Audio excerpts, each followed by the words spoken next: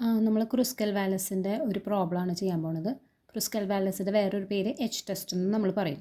അതിൻ്റെ ഫോർമുല എന്ന് പറയുന്നത് H is equal to 12 divided by N into N plus 1 into sigma R I square divided by N I minus 3 into N plus 1.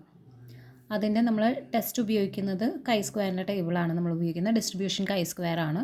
Degree of freedom എന്ന് പറയുന്നത് K-1 ആണ്. Okay, ഇതാണ് problem. അതായത് 4 സെയിൽസ്മാൻമാർ sales figures തന്നിട്ടുണ്ട്. എന്നിട്ട് അവർ equally perform ചെയ്തിരിക്കുകയാണോ എന്നാണ് നമ്മളോട് question ചോദിക്കുന്നത്. അപ്പോൾ നമ്മൾ ക്രുസ്കൽ വാലസിലല്ല എച്ച് ടെസ്റ്റിൽ നമ്മൾ ടെസ്റ്റ് ചെയ്യുന്നത് നമ്മൾ സാമ്പിളുകൾ തമ്മിലുള്ള കണക്ഷനാണ്. നമ്മൾ സാമ്പിൾസ് സെയിം ആണോ, സാമ്പിൾസ് ഡിഫറെൻ്റ് ആണോ, സാമ്പിൾസ് തമ്മിൽ എന്തെങ്കിലും കണക്ഷൻ ഉണ്ടോ, അങ്ങനത്തെ കാര്യങ്ങളാണ് നമ്മളോട് ചോദിക്കുന്നത്.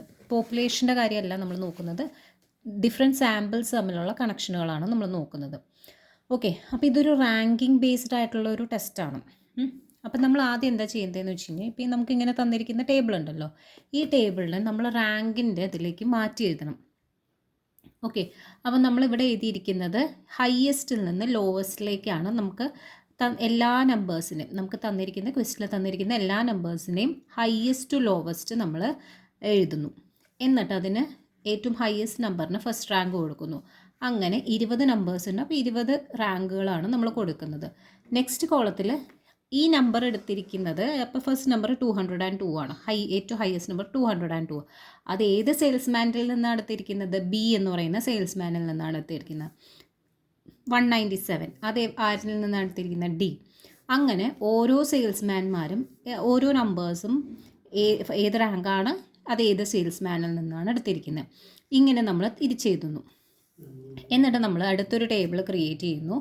അതിൽ സെയിൽസ്മാൻ്റെ ഫസ്റ്റ് എ എന്ന് പറയുന്ന സെയിൽസ്മാൻ്റെ നമ്പേഴ്സും അയാളുടെ റാങ്കുകളും, പിന്നെ സെയിൽസ്മാൻ ബിയുടെ നമ്പേഴ്സ് അത് ഏതൊക്കെ റാങ്കുകളാണ്, സിയുടെ നമ്പേഴ്സ് അത് ഏതൊക്കെ റാങ്കാണ്, ഡിയുടെ നമ്പേഴ്സ് അത് ഏതൊക്കെ റാങ്കാണ്. എന്നിട്ട് ഈ റാങ്കുകൾ നമ്മൾ ടോട്ടൽ ചെയ്ത് വെക്കുന്നു.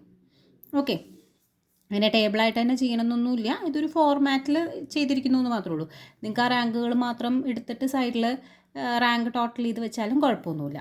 ഓക്കെ, നെക്സ്റ്റ് നമ്മൾ നോക്കുകയാണെങ്കിൽ N1, N2, N3, N4 എന്ന് പറയുന്നത് ഓരോ സെയിൽസ്മാനെ അയാൾക്ക് എത്ര നമ്പേഴ്സ് ഉണ്ട്? 5 നമ്പേഴ്സാണ് ഉള്ളത്. അപ്പോൾ അങ്ങനെ ഓരോ N1, N2, N3, N4 എന്ന് പറയുന്നത് 5 നമ്പേഴ്സ് വെച്ചിട്ടുണ്ട്. അടുത്തത് R1, R2, R3, R4 എന്ന് പറയുന്നത് ഓരോ റാങ്കുകളുടെയും ടോട്ടലാണ്. ആദ്യത്തെ 52, ദെൻ 37, 75 ആൻഡ് 46. അങ്ങനെ R1, R2, R3, R4. ഇനി N എന്ന് പറയുന്ന നമ്പേഴ്സ് ഇതിൻ്റെ എല്ലാത്തിൻ്റെയും ടോട്ടലാണ്. ഓക്കെ, അപ്പോൾ എച്ച് ടെസ്റ്റ് എന്ന് പറയുന്നത് 12 divided by N into N plus 1 into formula ഇതാണല്ലോ, RI square divided by NI minus 3 into N plus 1. 12 divided by 20 into 21.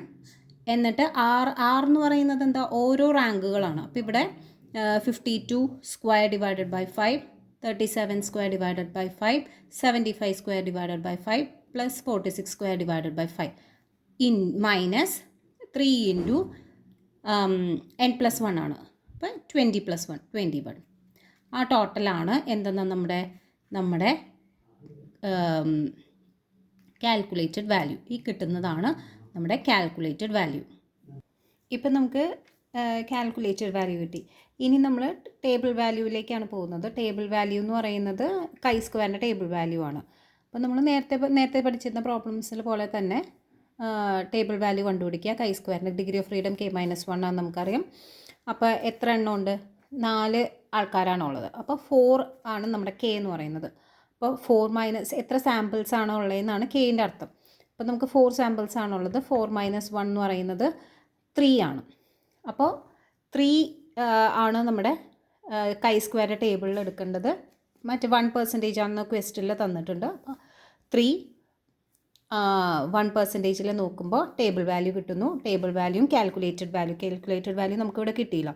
Calculated വാല്യൂയും table വാല്യൂയും കൂടെ നോക്കിയിട്ട് ടേബിൾ വാല്യൂ കൂടുതലാണെങ്കിൽ V accept the hypothesis, otherwise we reject the hypothesis. ഇവിടെ hypothesis set ചെയ്യാൻ നമുക്ക് ഇവിടെ ക്വസ്റ്റ്യനിൽ തന്നിട്ടുണ്ട്.